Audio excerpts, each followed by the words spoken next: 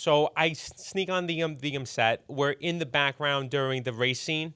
You can see me if you pause it. I'm like a little blur, but you can see my Fila outfit. So it was the night that we were shooting at Crocron. Hey, Anthony, where'd you get this podcasting stuff from? It fell off the back of a truck. Here with Gino Cafarelli.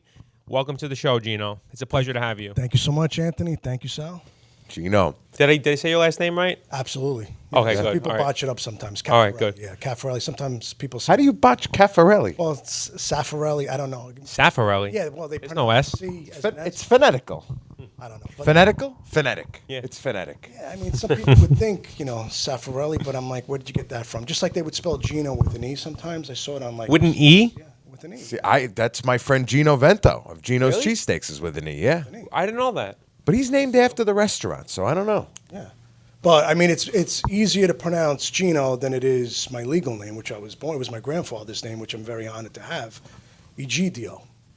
Egidio. Egidio. That's your legal name? That's my legal name. With an E. Very cool. With an E, yeah. Egidio, which was my grandfather's name. Very original. I mean, you don't Very, see yeah, any very so. of those running Yeah, around. it's on my license. It's on my passport. That's my legal name. But in school, obviously, it was always an issue because back in the day when they would call out the roster of kids in school or attendance, they would always stop, and I knew that was me all the time. I would go like this, and they would Wow. say, "How do you pronounce your name?" I go Egidio, but they just call me Gino. The Italian tradition of those extremely complicated names. Yeah, I'm named after my grandfather. It's Beautiful. It's a rich tradition. Yeah. Absolutely, that should never go away. Yeah. You gotta bring up how you know. This actually kind of involves you, Sal. It kind of involves you, which is very funny. So, Gino, Yes. I know when we met not that long ago in like a person, I always saw your stuff, and I knew you probably a lot longer than you knew me. But you came out with a film called Franny Lou.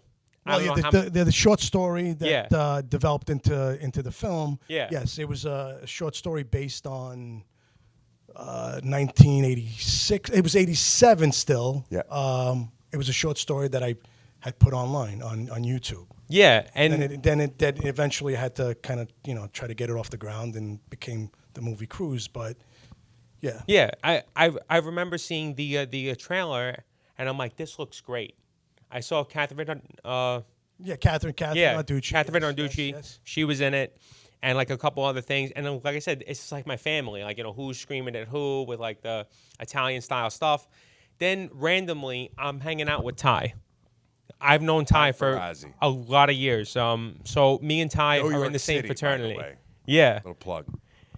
I'm hanging out with him, and he gets a phone call from this girl, and she goes, "I'm in a film on Franny Lou. You guys should come and try to get in it." So Ty turns to me and goes, "You want to go be in a movie?" It's like 11 o'clock on a Friday. Now is this the now they call it a proof of concept, but back then I called it is this Franny Lou that's on YouTube, or is it Cruise the movie? Cruise the movie. Okay, because the proof of concept, the short story that I directed, which became Cruise, was 2012. So then when we shot Yeah. Cruise, that was 2015. So, Yeah, so definitely. we're talking about 2015. This is then. correct. Okay, all right. Was this the Correct. Whitestone Lanes?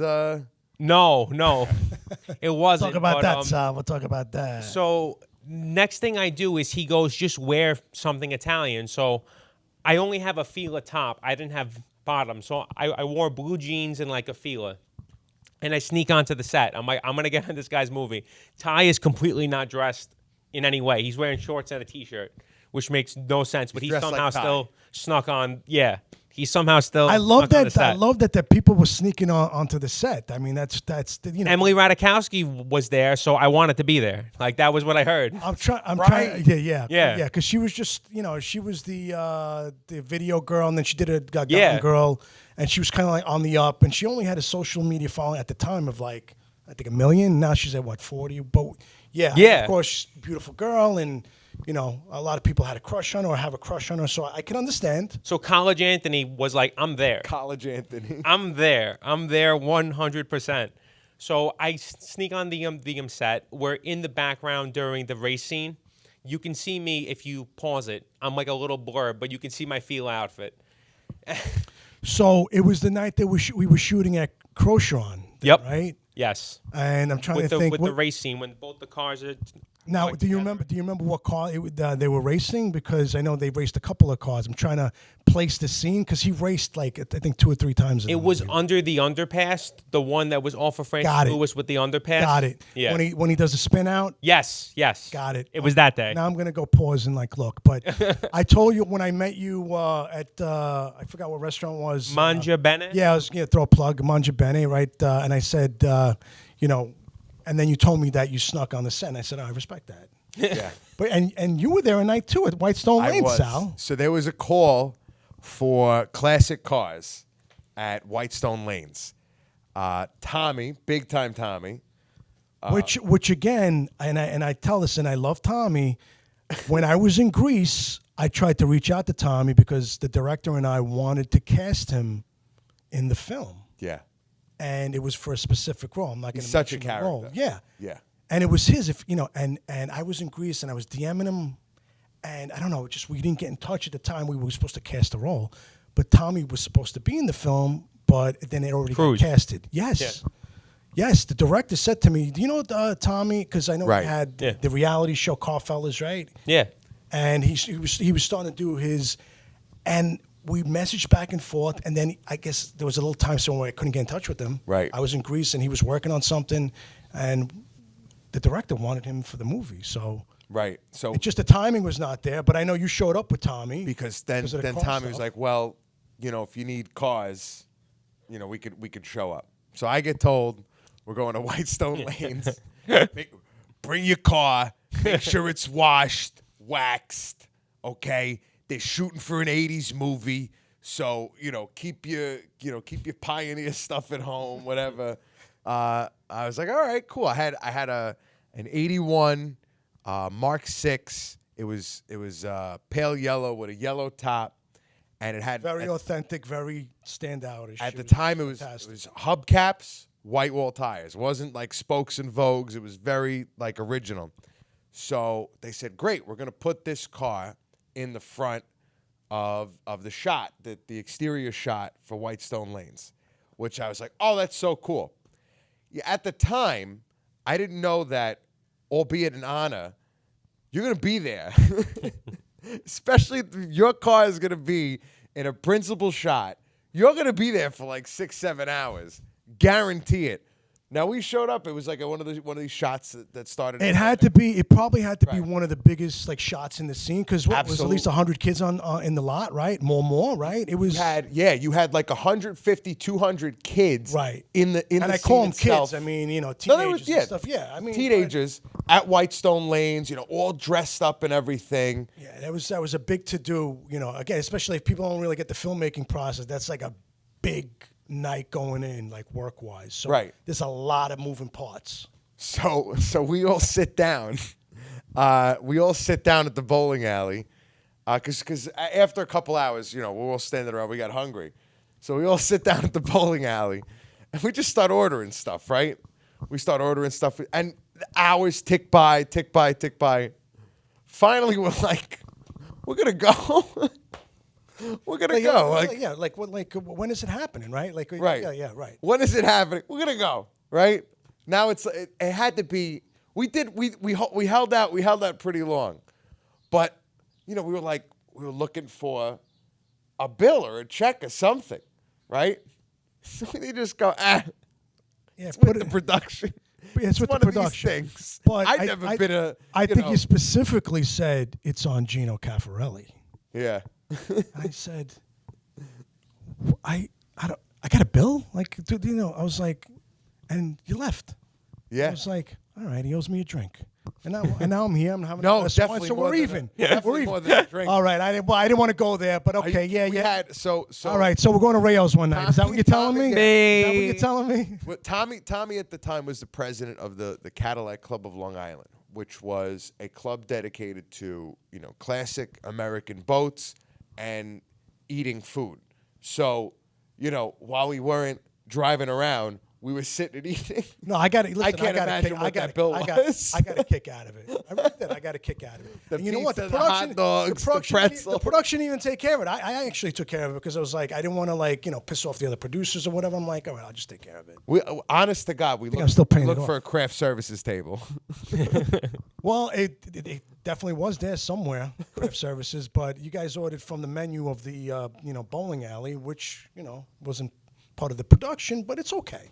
I got a kick out of it. Just like I got a kick that you snuck onto the set and that you put the bill on me while the production then I paid for. But it's all good. So it brought us full circle. 100%. What is it like producing films in the neighborhoods that you grew up in and kind of doing casting calls and knowing that, neighborhood people are going to show up?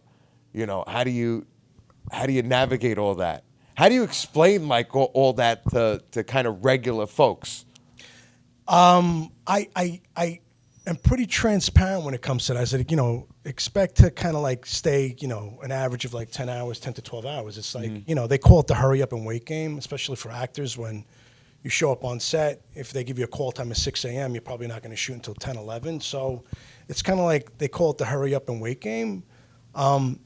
When we shot the proof of concept for Annie Lou, which became Cruise, we were looking for cars, and I had a minimal budget to shoot that proof of concept or short story, just to kind of tell my story. Because originally, I was going to shoot it and pitch it as a TV series, almost kind of like a poor man's entourage of how I grew up in Queens. Yeah.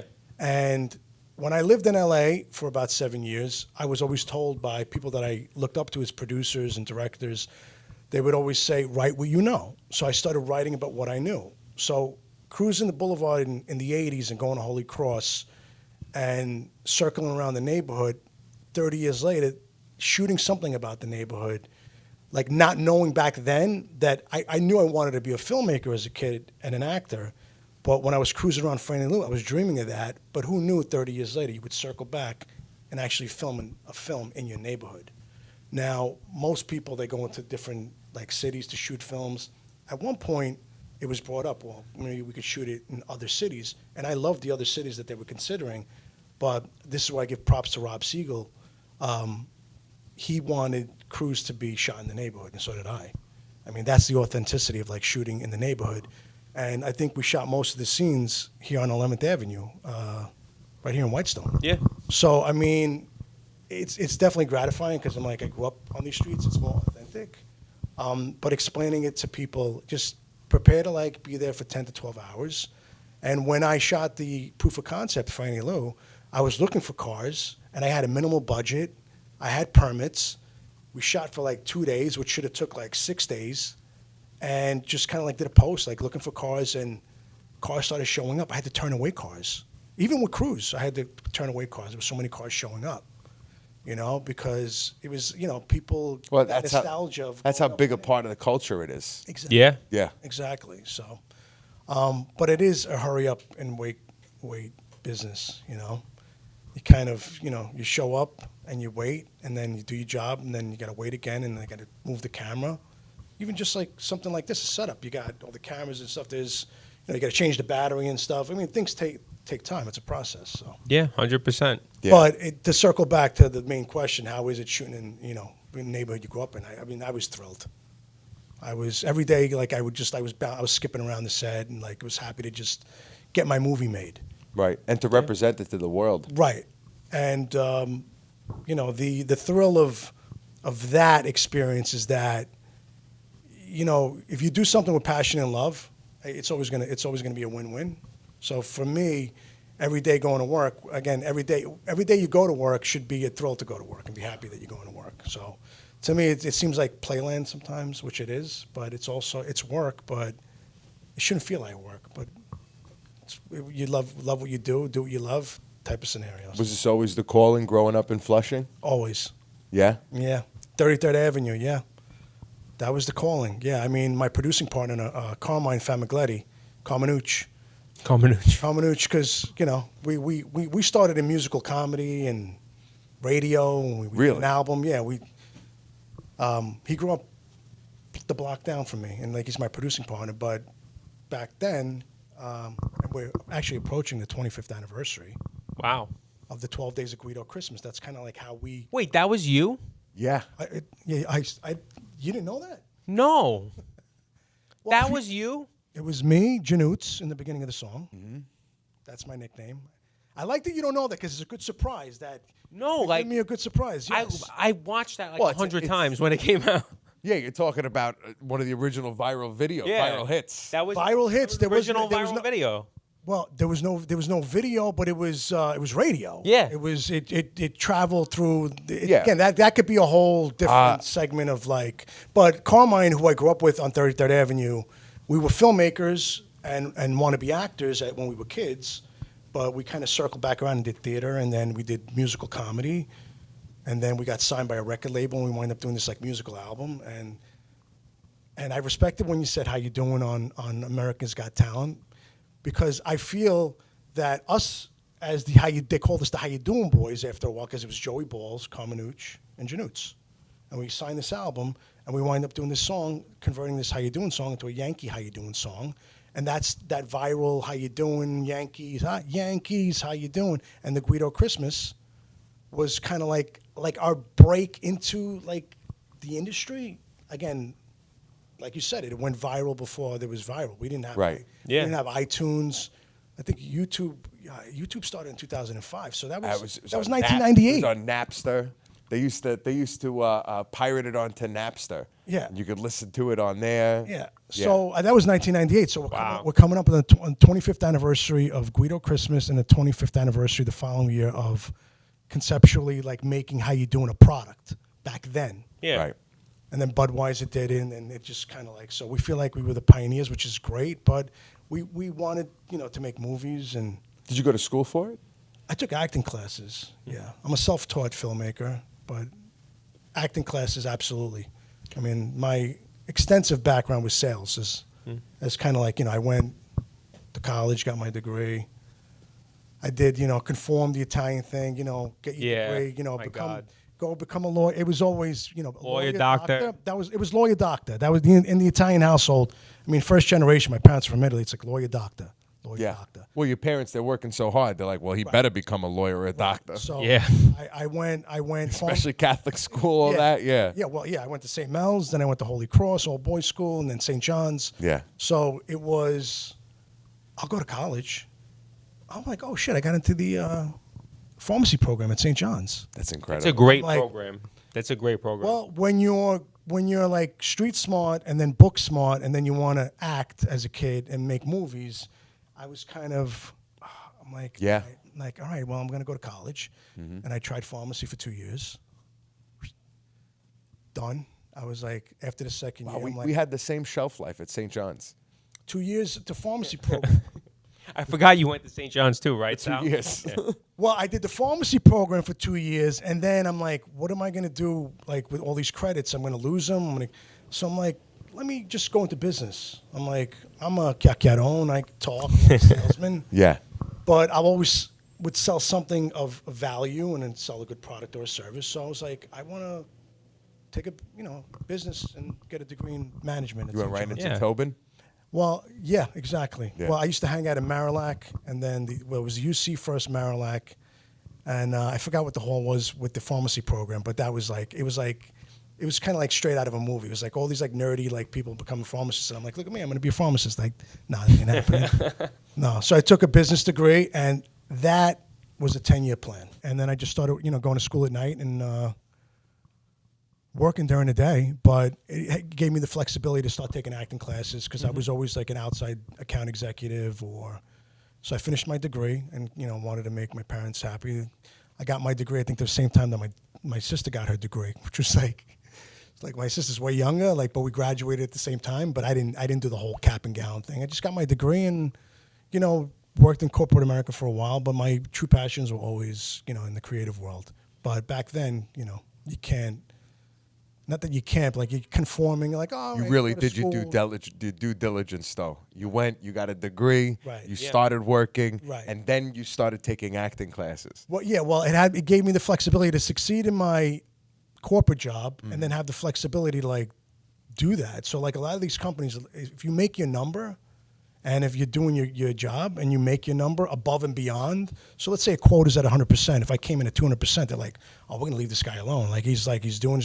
But I was taking acting classes. I started auditioning, on the streets of Manhattan, going to this acting class. It gave me the flexibility. But then eventually you have to kind of like outweigh. Well, eventually you got to jump into the deep end of the pool. And So was it about that 10-year mark in this corporate job where you started branching out? You started doing the radio. You started recording music. Well, even when the musical comedy stuff came along, Yeah. that was 1998, 99. Now, Yeah. again, the internet was there, but it wasn't, you can't just, start Googling like today, right? You can, but all that information wasn't really there. So, like, a lot of the people that I worked with in the corporate world, they were like, wait a second, were you on the radio today with the guys? Are you the one that did the Yankee song and that Christmas song? And I'm like, yeah. They're like, what are you doing here? I'm like, it's not that simple. It's just like, it's a step, right?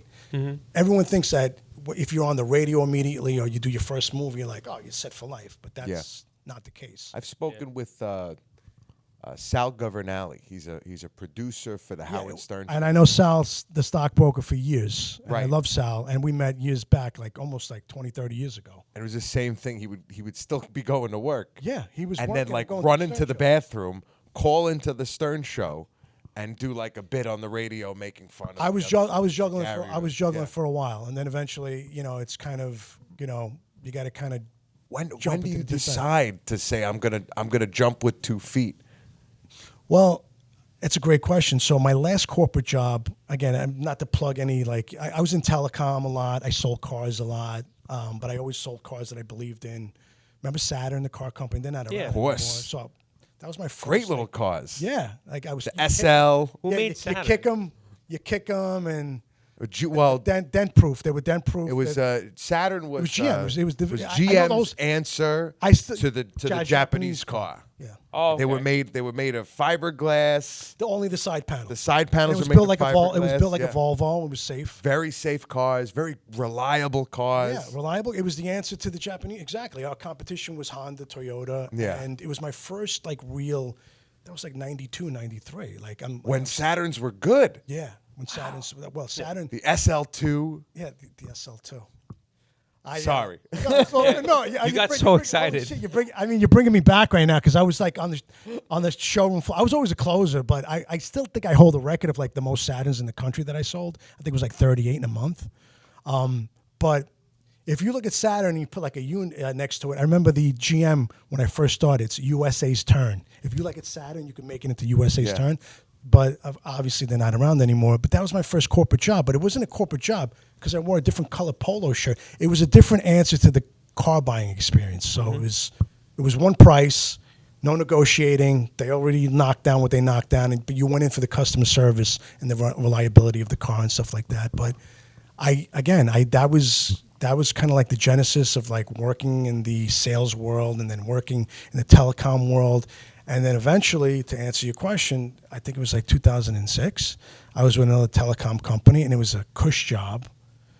And I'll never forget. I had something in my office that I had on the wall, and it was a picture of Los Angeles and Hollywood, and like just as an incentive because I was like, I want to go there one day. Like I want to go to LA. I want to just kind of experience it. I don't have to go there and want to be an actor or anything because I was already kind of dabbling in it over here and doing it, balancing the corporate world.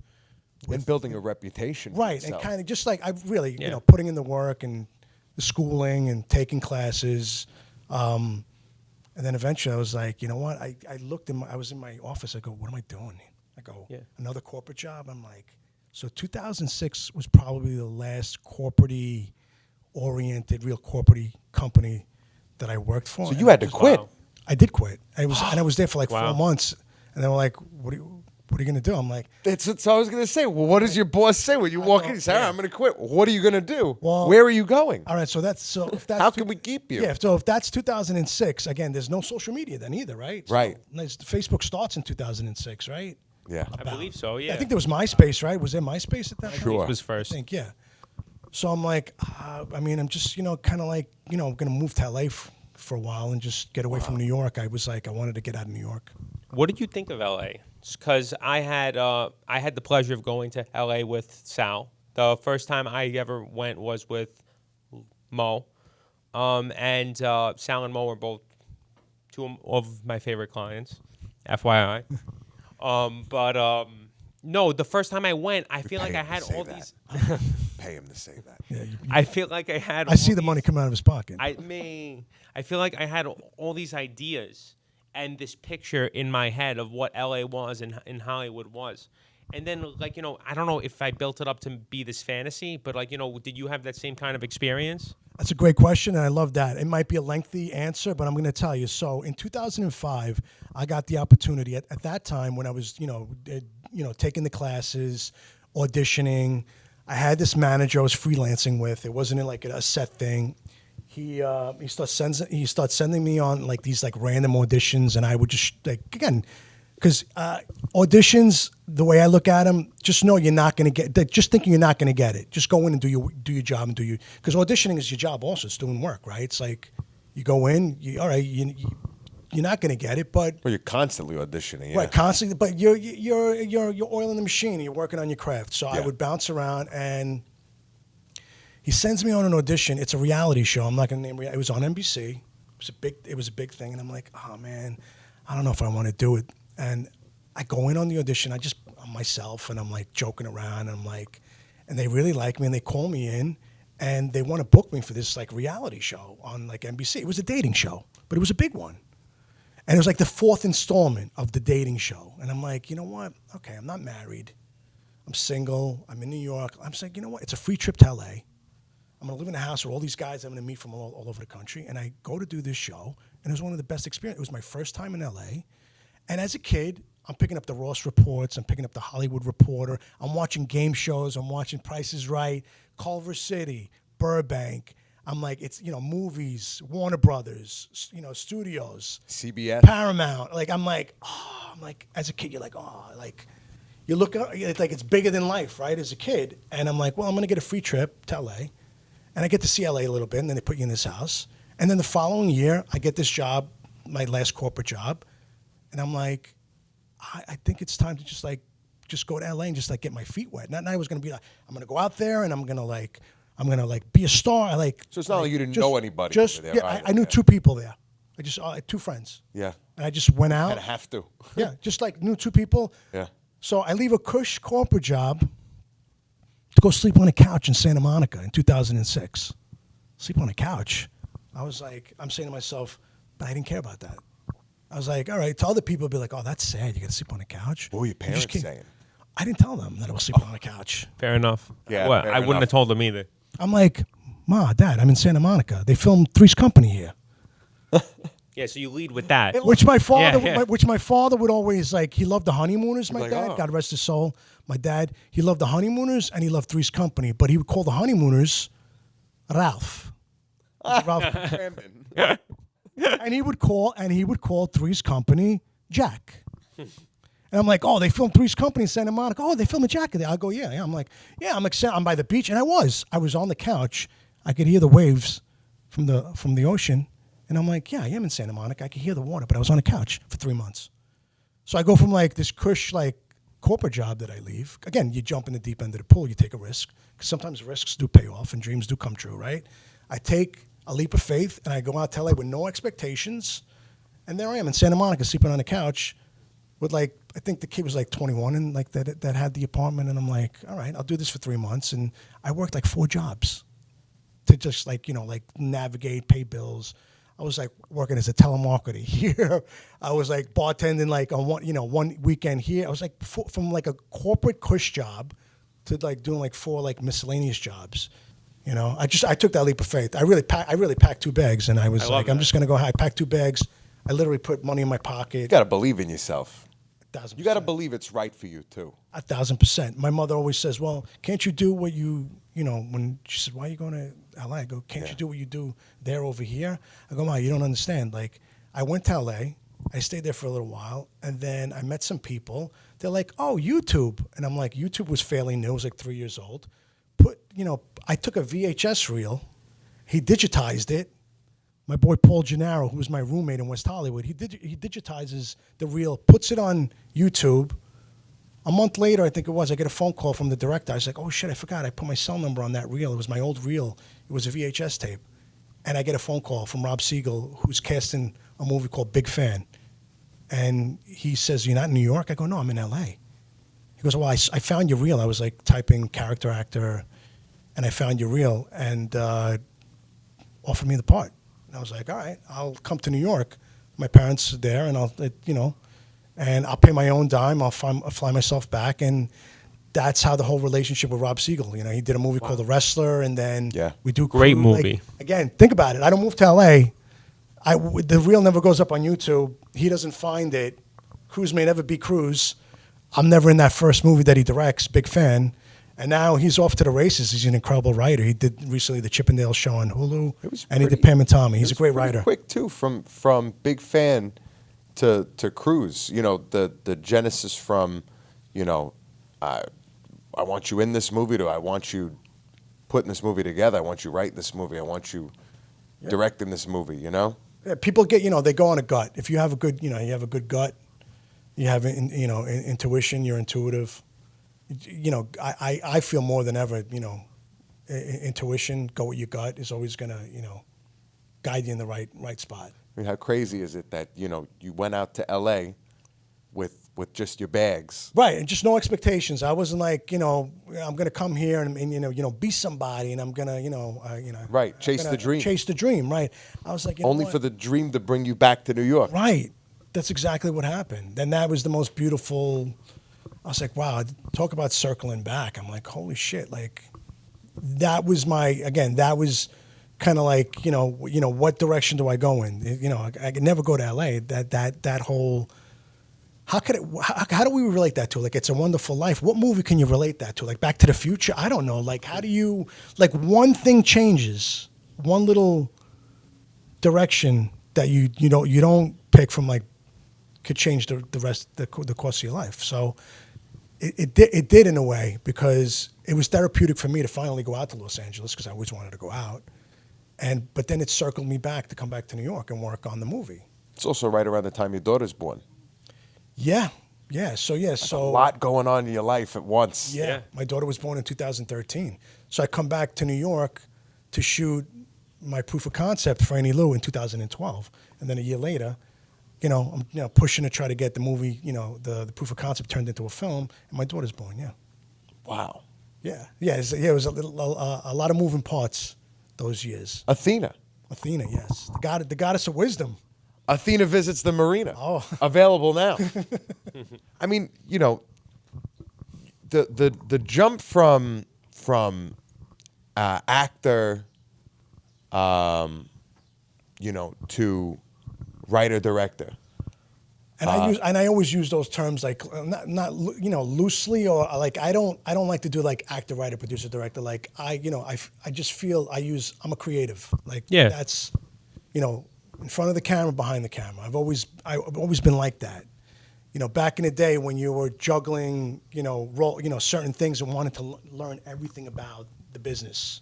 Like, so what is that guy doing? What is that guy doing? I was like, what is that guy doing? What is that guy doing? I'm like, I'm learning it. People are like, no, you got to concentrate on one thing. You got to master one thing. I didn't believe that. I didn't conform into thinking. I wanted to know what they did. Yeah, I know what the actor does. Yeah, he acts, and you got to take lessons. You got to hone your craft. So today it's the norm calling yourself a Renaissance man and or Renaissance woman, right? Mm-hmm. Back then I was doing that, but they were like, no, you got to concentrate on just one thing. But who's to say you have to concentrate on one thing? Right. Now, you were genuinely curious. You were. It was something that excited you. Yeah. It brought you in. But without that guy, then you can't do that. Right. So it is a collaborative process. So when they say act, when people say actor, writer, producer, director, I'm like, all those hats. I get it. I don't know if that's more of an ego thing for certain people, but I always say like active filmmaker or creative artist. I don't like zone in on one thing. I was always wanting to learn all hats, because now, again, it's cool to say, oh well, I'm a Renaissance man, I'm a Renaissance woman. I do this, and that. But that's what you need to do today. That's why I got to give you props on what you're doing here, Anthony. Thank you. That really means a lot. No, coming absolutely, from you, 1,000%. I followed your rise, so it means a lot. 1,000%. That's the way to do it. Like get your hands into and learn as much as you could, and absorb as much as you could. That's what it takes to be, the captain, is to understand all of the goings on, every part of the Yeah. filmmaking process. Yeah. You know, and I mean, it just goes to show that you have, you know, an unending curiosity for the craft. I think Yeah, a lot well, of I people- go listen, I'm going from TV to film to writing a children's book. I mean, it's Yeah. a Yeah. 360, right? It's like, wait a second, I just saw you like play a bad guy, but you actually wrote a children's book too? I'm like, well, I mean, you know, I consider myself an artist, and again, and I don't throw that term around either. Author, I feel weird even saying that, but. You're an author. No, author. You're an author. I know, It's right I know, here. I know, It's I know. physically manifested. Gino, Well, Gino, I want you to take your right hand, Yeah. reach over your left shoulder, Yeah. and just a couple of times. I'm not that. I'm really never been that guy to kind of give myself props. I always try to, remain Yeah, grounded. but you are that guy. Well, It's right here. for that, when I am that guy, I mean, my name is there, but I would say that's probably my most proudest work is that, because it's inspired by my kid. I mean, Absolutely. that's for her, and she knows it's for her, and like she has a great time when we do some signings and stuff, and she knows, and she still, it's been published now 2 years, and she still reads it, and like, I can tell she's proud of it. But that's, to me, again, when you do something with passion and love, again, you're never gonna lose. Right. That was done out of passion and love for my kid, and I was like, What would you say, just out of curiosity, because I admire your work and everything. What would you say is like a film that changed you? Like when you were a kid, you saw a film and you were like, this is what makes me want to be in the movies. This is what wants to make me produce. This is what wants to make me write. and great question, Anthony. And there's so many, but I don't want to say the cliche thing, but when you're, my parents coming from Italy, they came from a small little town called Pietrapertosa. I'm going to give them a plug, as it's a beautiful town in the city of Potenza. And people always ask me, well, what kind of Italian? Where's your parents from? I'm like, it's Basilicata. The region is Basilicata. And they go, where is that? I'm going, it's kind of like near Salerno, near Naples. So I always felt like it was a very authentic part of that. So to me, having that authenticity, I grew up Italian American, but also, raised by parents that came here as immigrants, busted their ass, and, I'm thankful for everything they've given me as a child. I had an amazing childhood in this neighborhood. I mean, it was the most amazing time to grow up. But growing up and being Italian and being Italian American and watching Italian American culture in movies like The Godfather, but those are works of art. Yeah. Movies like, of course, The Godfather, and guys like Al Pacino and Robert De Niro, Dustin Hoffman. Even as I got older, even guys like Matt Dillon as kind of that tough guy. Absolutely. The Outsider, movies like that. I don't know if it's like a certain movie that changed me, but when I saw that, I was like, and even when I watched television, like even to go back to the days of like Dallas and like Dynasty and like the sitcoms, The Honeymooners, Jackie Gleason, and watching out my parents. Ralph.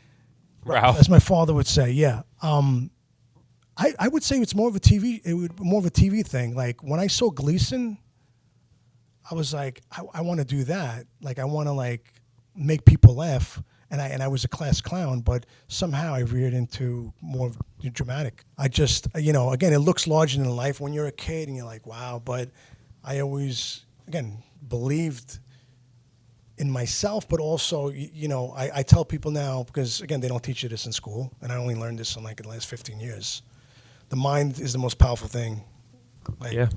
you become what you think about. I was thinking about that as a kid. I was like, I want to make movies. I want to be an actor, but you don't have to know how to do something. I didn't know how to write a kid's book, but I believed I was going to write a kid. That was an idea. I was in Greece. I was going by a marina. I was like, oh, Athena. And I'm like, my daughter, I didn't know anything about writing a kid's book. I'm like, I'm going to write a kid's book one day. I'm like, I believed it, and just it would come to you, right? Because you believed it. You got a film coming out soon too, right? That one that was just wrapped. Yeah.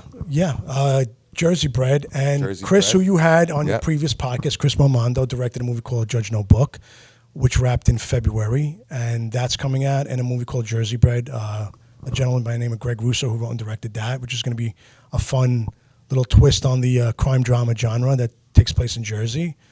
And just developing a few things. I want to get behind the camera more. I directed a short film called Bricklayer's Poet with Catherine Narducci and Joe Maruzzo. He wrote the play. It was based on a play he did like 30 years ago wanted to get my feet wet as a director, so I started kind of like baby steps, as I always do. Directed this 20-minute short film called Bricklayer's Poet, which is just a beautiful story about. I shot here in Bayside. Oh, I shot here in Bayside a couple of years back. Wanted to get my feet wet, storytelling. It's a beautiful, film, and I'm gonna get that feature under my belt. I just don't know what it is yet. Again, but I don't have to know what it is. Just know I will direct a feature eventually one day, and shifting gears into kind of like more production, commercial work, shooting and producing commercials with my producing partner Carmine Famigletti, who again we grew up on the same block. So I kind of keep it. We got a sneak preview of some great stuff. I mean it's funny. It's like you look at your body of work. You say, wow, what a chameleon. The fact that you can adapt to so many different roles and different styles of from comedy to acting to writing and directing. It's and I know you don't like to put all these labels on it, right? But you really are such a dynamic artist. Thank you, Sal. And you're an incredible artist yourself. I mean, your voice is. I mean, there's a reason to call you Sal the Voice. I mean, salesman to corporate lion to proving yourself in Hollywood and proving yourself in film to fatherhood. What is? I know the answer, but what's been your favorite role? What's been your favorite season of life? Being a father. I mean, that's first and foremost. I mean, I say it, and I know again some people may do the cliche thing. The biggest role in my life is being a father, but it is because everybody's dealing with their struggles, especially in this day and age, right? Everyone's got their. Yeah. You don't know somebody's story, right? Again, hence Judge No Book, right? The movie that I did with Chris. People are quick to judge a book by its cover, right? So there's a lot of, I don't know what you call it, craziness, or just the world is evolving and changing by the second or the millisecond. It's not even by the day anymore. It's changing and changing. So being a father and having and seeing the innocence of a kid and having that kid it's therapeutic to your soul, and like it's just the most beautiful. I feel the best thing that ever happened is being a dad. That's the biggest role for me, really. Nothing else to me, So Gino, I wanted to ask you, you're a father now. Yes. You growing up, you had a lot of pressure, even if it wasn't spoken pressure. You had a lot of pressure to hit certain achievements, to kind of grab certain rings. And then once you've built enough confidence that you're set, you have your backup plan, or you have a good foundation, then go and chase your dreams. Is fatherhood different because of that experience? Are you taking a different approach towards Athena's interests and hopes and dreams than maybe your parents did? So, again, my dad, he would smile when he saw me in a movie or came to a premiere. He was at the big fan premiere when the movie came out. But he didn't get the business of it, and we joked around about it earlier about the whole But I work every day, work every day. I get it. A quick little story about when my dad passed. He passed in March. When my dad passed, I had put myself on tape for a movie. I didn't even really think about it. I did the audition. He was in and out of the hospital. I was auditioning at home, and I do this audition, and I forgot the name of the character, and I just submitted it, gave it to my manager and agent. They threw it in the pot of again, you throw it out there, you do an audition. I didn't think anything of it. So my father passes, and I think it was I don't know if it was the next day or 2 days after, and I get a phone call from my manager and says, that movie you went in for a month ago? I'm like, because movies take a lot longer than TV. TV moves pretty quickly. That movie you went in for? I'm like, oh, the one just kind of did the audition, just said we'll see what happens. It was a couple of quick scenes. It wasn't deep stuff. I was playing the super of a building or whatever. But like a very New York movie. And I'm like, I didn't think anything of it, and I didn't think anything of the name either. So I get the call. He goes, you're up for it. I'm like, oh really? Like you're the director's, like it was a female director. You're the director's first choice. I'm like, oh cool. I didn't think anything of it. They're like, we're probably going to close in on it, and you're going to get it. And I go, oh, send me the specs. So I get the email. The name of the character, you ready? Tony. Wow. They called my father Tony. My father's name was Antonio. They called him Tony on the job all the time. I was like, okay, all right, Dad. You didn't get it when you kind of got it and didn't get it when you were alive. You're sending a message like, keep on doing your thing. I was like, because I almost didn't want to do it, but then when I found out the guy's name was Tony, and I'm like, of course I'm going to do the movie. I would do the movie regardless because I just like to keep, moving the needle. Right. But I was like, it's a good role. You can lend your experience. I was like, of course I'm going to do the movie. It's my father. It's my father's name. I'm like, he's sending me a message like, okay, I may not have gotten what you were doing as the actor, and he would smile, he would see, but.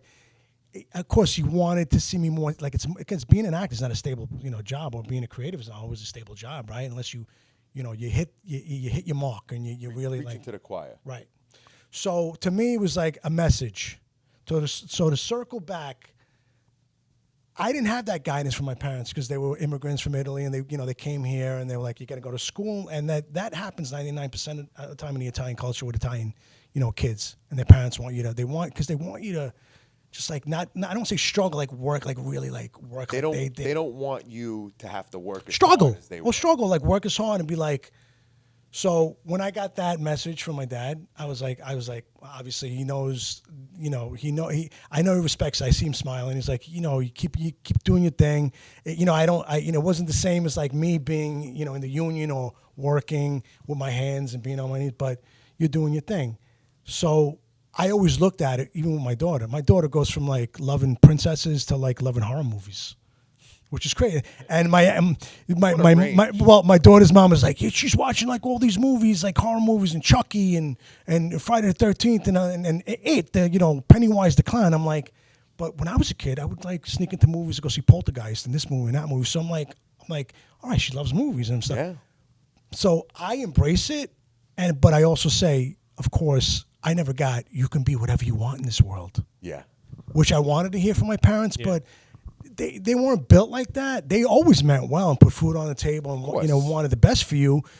But because I didn't get that, of course you're going to pass it on to your kids. So I'm like, I tell my daughter all the time, you could do whatever you want. So I recently asked her again, what do you want to do? I want to be an artist. I want to paint. I go, you could do whatever you want. Of course, at 10, she may know what she wants to do.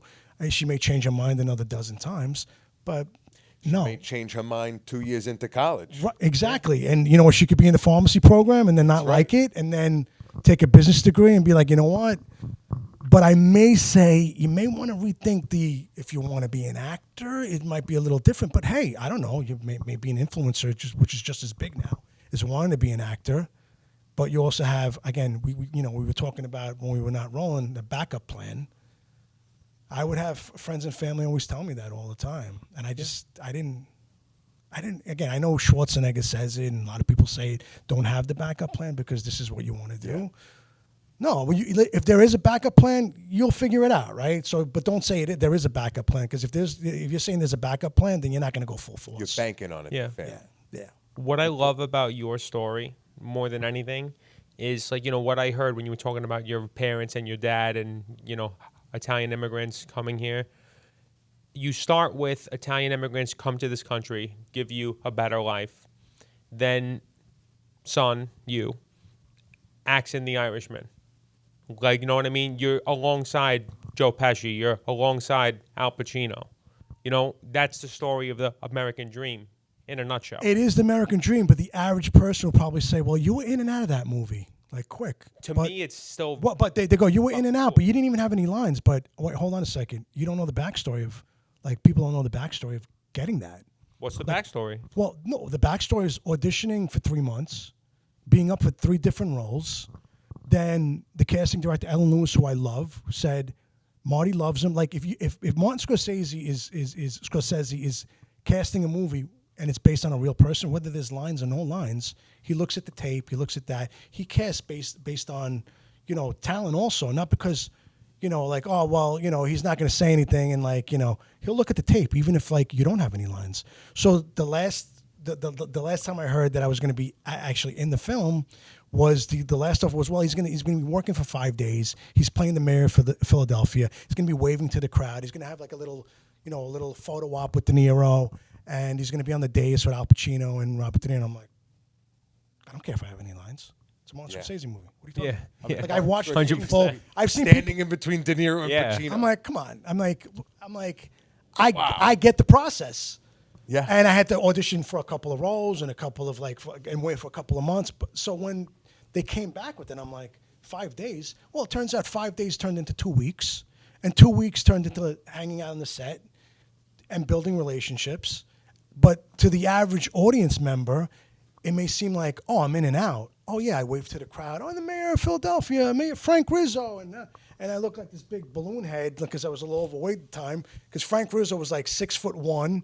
I'm 5'9", 5'10" on a good day. I'm like, well, I'll get a little more chunky and I'll have the sideburns and I'll like just look a little different. And I totally don't look like I did in that movie. And I'm waving to the crowd and I do the photo op with De Niro, and that's that. But that was 2 weeks on a set, and that was 3 months of auditioning, and that was putting myself on tape after reading the book and sending it to my agent to send to the casting director. What matters is that you had the experience, that you've done the thing, and now the thing is going to live forever. You are forever in a Scorsese movie with De Niro, with Pacino. Your name is in the same set of credits. Wow, when you really paint the picture like that, Sal, it becomes more vivid, right? It's like right there. I'm like, yes. It's like my last day on The Irishman. Yeah, I got to pinch myself. It wasn't during. I was like, oh, this is great, this is awesome, but it was work. It was like, just go and don't be, don't be the pest or whatever. Just watch and learn, because I love just watching and learning from, people's behavior.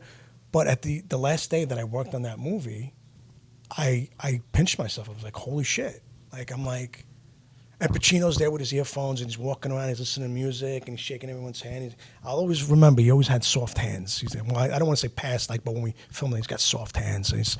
And he was, joking around with everybody and stuff. So at that last day, I'm like, oh shit! I'm like, yeah. I'm like, wow. I'm like, yeah. When I found that out, I'm like, even though I didn't have any lines, I was like jumping through the roof. Yeah. I was calling friends going, I'm going to be in a Scorsese movie. And I'm like, but I don't have any lines, but I don't care. It's like Mayor Frank Rizzo from Philadelphia. It's a real guy. And I'm like, Marty liked my tape. And I'm like, oh, shit. It all came and like, yeah. When you paint it like that, Sal, yes. Because as a little boy, that's how I looked at that last day. Listen, You're right. It is Sometimes it is a little bit. Gino Cafarelli, author, actor, writer, producer, director, restaurateur, sommelier. The sky's the limit with you, pal. I mean, really, thank you. Thank you, Anthony. Thank you. Really. Thank you. This for has being been on. beautiful. Thank you so much. For real.